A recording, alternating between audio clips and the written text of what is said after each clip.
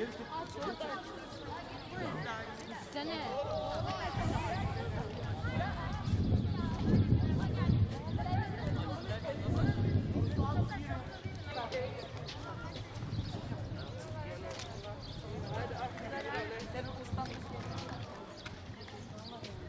gelsin abi.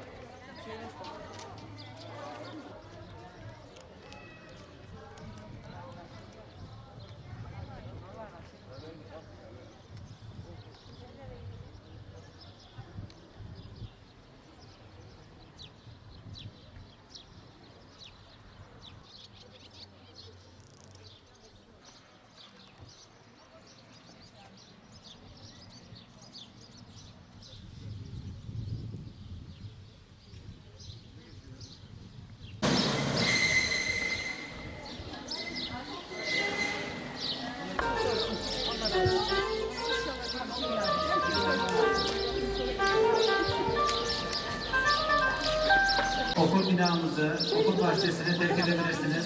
Hepinize geçmiş olsun diliyoruz. Evet, sosyal mesafe kurallarına göre salonlarımızı 2'şer dakikalık arayla boşaltıyoruz.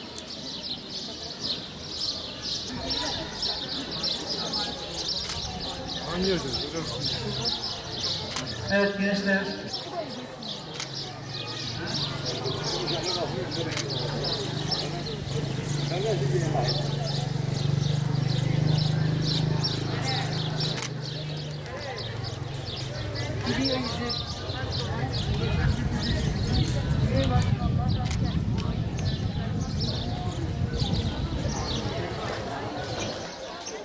Hepinize geçmiş olsun diliyoruz.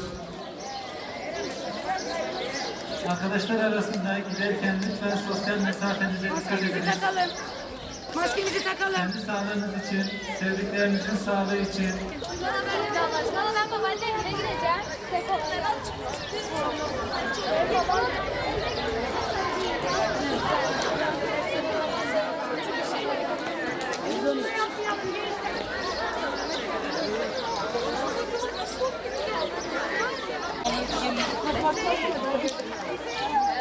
Yani güzel geçti aslında, söylenildiği kadar da zor değildi. Ama çalışsak daha iyi de olabilirdi hani gerçekten. Sınav oldukça hatırlamam gereken şeylerin olduğunu da öğrendim.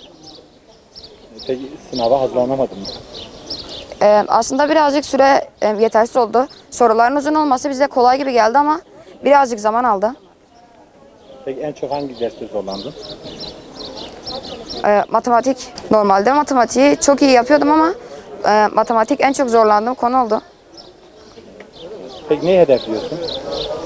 Ben devlet koruma güçlerinden bir meslek edinirsem yeterli olabileceğini düşünüyorum. Buraya geldim ve mutluyum. Artık lisemi de güzel olmasını istiyorum. Geleceğimi düşünüyorum.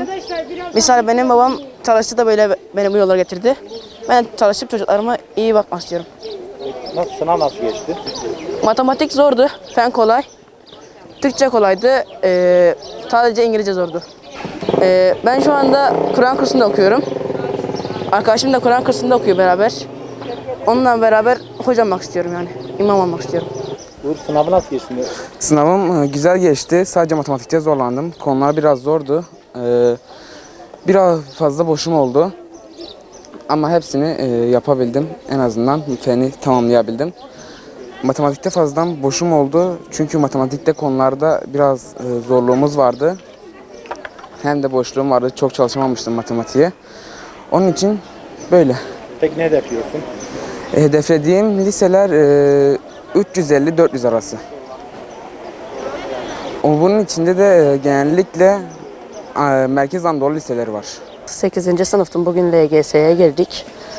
Biraz zorladı, matematik özellikle zorladı. Fen kolaydı bana göre. İnşallah güzel bir liseyi kazanırız. Peki hedefiniz nedir? Hedefim Gaziantep Lisesi'ni tutturmak.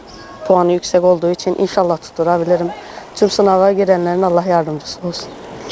Benim beklediğim yerden geldi. Yani onun için kolaydı, matematik zordu sadece dediğim gibi. Onun için güzel geçti benim için.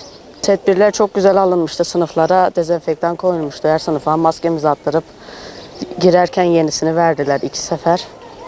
Bunu verdiler elimizde. İçinde ıslak mendil falan, su verdiler. Yardımcı oldular. Çok iyi tedbirler almışlardı. Teşekkür ederiz onlara da buradan.